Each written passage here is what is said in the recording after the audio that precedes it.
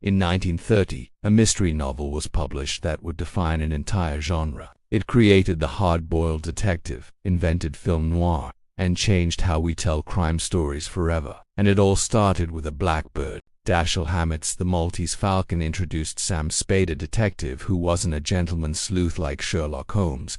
He was cynical, morally ambiguous, and operated in a world where nobody could be trusted. This wasn't a puzzle to be solved. It was a dive into human corruption. Hammett wasn't writing from academic theory. He'd spent years as a Pinkerton detective, working real cases, dealing with real criminals, and seeing how corruption actually worked in the streets. He brought that gritty realism to his writing. The violence was real, the lies were real, the moral compromises were real, and readers had never seen anything like it. Before Hammett, detective fiction was genteel, brilliant minds solving elegant puzzles in drawing rooms. After Hammett, detective fiction got its hands dirty. The Maltese Falcon became the blueprint for every noir detective that followed, from Raymond Chandler's Philip Marlowe to Roman Polanski's Jake Gitz to modern shows like True Detective. Sam Spade redefined what a detective could be. Before him, detectives were intellectual puzzle solvers who operated above the moral chaos of the world. They used pure reason to restore order. Spade operates inside the chaos. He's tough, unsentimental, and willing to bend the rules. But he has his own code even. If that code is hard to read, he's not trying to be noble. He's trying to survive in a world where nobility gets you killed. What makes Spade interesting is that you're never entirely sure if he's a hero or just another hustler. He lies, manipulates, and uses people to get what he needs. He sleeps with his partner's wife. He plays suspects against each other.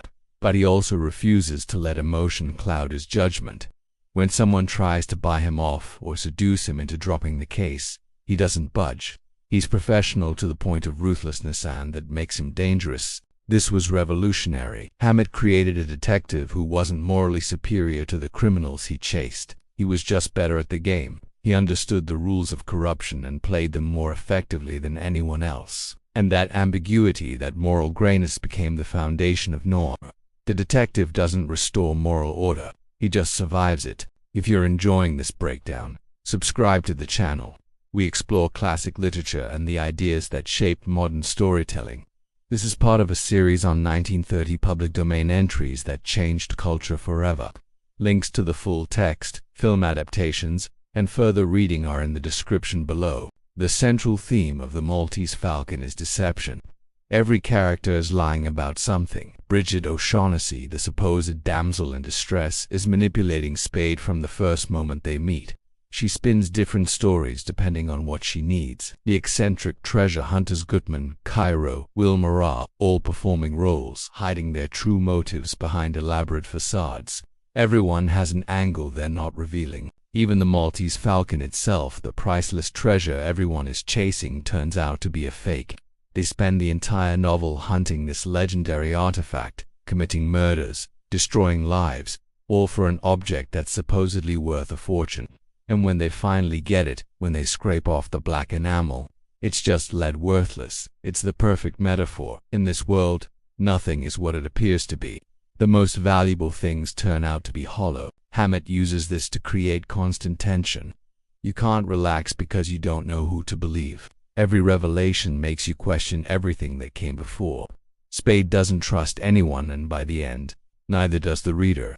This paranoia, this sense that everyone has hidden motives, became a defining feature of noir storytelling. The question isn't who's guilty. The question is who's lying the least. The Maltese Falcon is ultimately a story about greed. Every character is willing to betray, manipulate, or kill to get their hands on the statue. It's supposed to be worth a fortune, centuries of accumulated value, passed down through secret societies and lost to history. But by the time they finally acquire it, it's revealed to be worthless. All that death, all that betrayal, for nothing. Hammett is making a point. The pursuit of wealth corrupts everyone it touches. Gutman, the so-called fat man, spends 17 years obsessing over the Falcon, sacrificing everything for it. He becomes monstrous in his pursuit, willing to throw his own associate to the wolves if it means getting closer to the prize. Cairo is willing to betray anyone. Bridget uses her beauty and vulnerability as weapons. And for what? A painted lead statue. This theme resonates because it's timeless. Replace the Maltese Falcon with any modern obsession status. Fame, the perfect curated life on social media, and the dynamic is the same. People destroy themselves and others chasing things that turn out to be empty. The irony is brutal. The harder you pursue the thing, the more it costs you, and when you finally get it, you realize it was never worth what you paid. Despite all the moral ambiguity, Sam Spade lives by a code. When his partner Miles Archer is murdered, Spade is expected to avenge him, not because he liked Miles, he didn't. Not because Miles was a good person, he wasn't. But because he was his partner. That's the rule. You don't let someone kill your partner and walk away. It's not personal, it's professional. And in the final confrontation, Spade turns Bridget over to the police, even though he has feelings for her. This is the heart of the book. When Bridget asks if he loves her, he admits he does. She's gotten under his skin despite his best efforts to stay detached, but he's still going to send her to prison. Because if he doesn't, if he lets emotion override his code, he becomes just another sucker in the con. He becomes one of them. Hammett is exploring a harsh truth. In a corrupt world, having principles doesn't make you a saint. It just makes you predictable, and predictability is all you have. Spade's code isn't noble. It's not about justice or morality in the abstract sense. It's practical. It's what allows him to survive in a world where everyone else is compromised. If he breaks his own rules, he loses the only thing that separates him from the criminals. The Maltese Falcon's influence is everywhere. Every morally ambiguous detective, every crime story where nobody is innocent, every noir film where the femme fatale isn't what she seems at all traces back to Hammett. He created the template. Modern shows like Breaking Bad, The Wire. True detectives, they all owe a debt to Hammett's vision of a world where corruption is normal and survival requires moral compromise. Bridget O'Shaughnessy is the prototype for every femme fatale that followed. She's beautiful, vulnerable, and constantly in danger. She manipulates men by appearing weak and needing protection. But beneath the act, she's calculating, ruthless, and willing to commit murder. She killed Spade's partner in cold blood, and then tried to use Spade to cover it up. What makes her interesting is that she's not just a villain. She's trapped by the same greed and desperation as everyone else.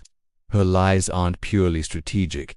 There's a sense that she's been lying for so long she doesn't know who she really is anymore. She genuinely seems to have feelings for Spade, but she's also willing to use those feelings as leverage. She's both predator and victim, and that complexity is what makes her dangerous.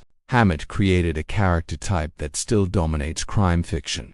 The woman who uses femininity as a weapon, who blurs the line between victim and villain. Every noir story since has either copied or subverted this archetype.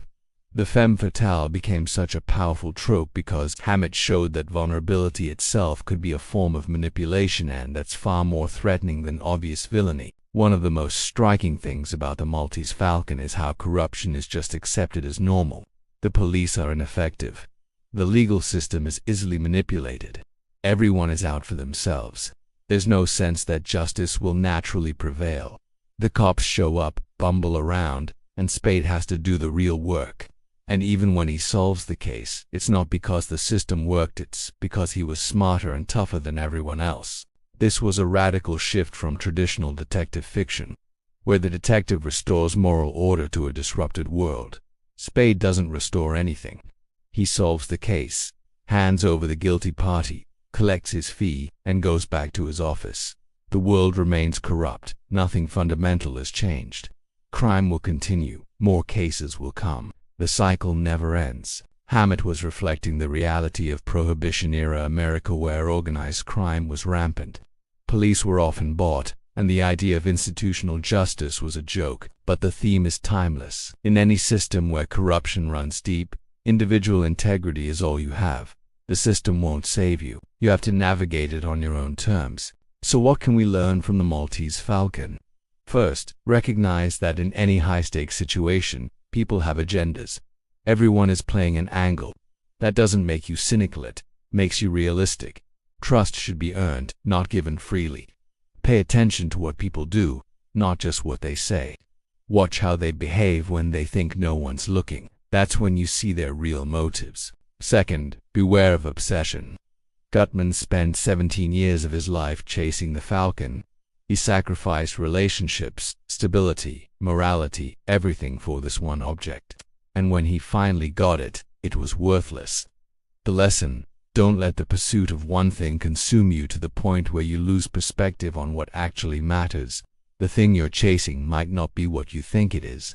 And even if it is, the cost might be too high. Third, have a code and stick to it. Spade isn't a good person in the traditional sense, but he has principles. He follows his own rules even when it costs him personally. In a world where everyone else is compromised, having a code, even an unconventional one, is what separates you from the chaos. It's what makes you predictable to yourself, even if the world around you is unpredictable. And finally, don't be fooled by appearances. The most dangerous people are often the ones who seem the most vulnerable. Brigid's entire strategy relies on men underestimating her, seeing her as helpless when she's actually the most dangerous person in the room. The moment you assume someone is harmless based on how they present themselves, you've already lost the game. The Falcon itself is a lesson in this. It looks like priceless treasure. Everyone treats it as valuable, but strip away the surface, and it's worthless lead. Appearances lie. Always verify, always question, never take anything at face value, especially when the stakes are high. Spade survives because he applies these lessons ruthlessly. He doesn't get sentimental. He doesn't get distracted by what things appear to be. He stays focused on what's real, what's provable, what's actionable. In a world of deception, clarity is the ultimate weapon. The Maltese Falcon isn't just a detective novel. It's a blueprint for understanding human motivation in corrupt systems. Hammett showed us a world where everyone is playing an angle, where trust is a liability, and where the only way to survive is to be clear-eyed about human nature. He created a genre that reflected the darkness underneath civilized society, the greed, the manipulation, the moral compromises we all make. Nearly a century later, that world feels more relevant than ever. Tomorrow, I'll condense the entire noir philosophy into one 60-second rule. This video was created by combining human research and scripting with AI-assisted visuals and production. For the full text of Hammett's novel, the classic 1941 film adaptation starring Humphrey Bogart, and more noir literature, check the links in the description below.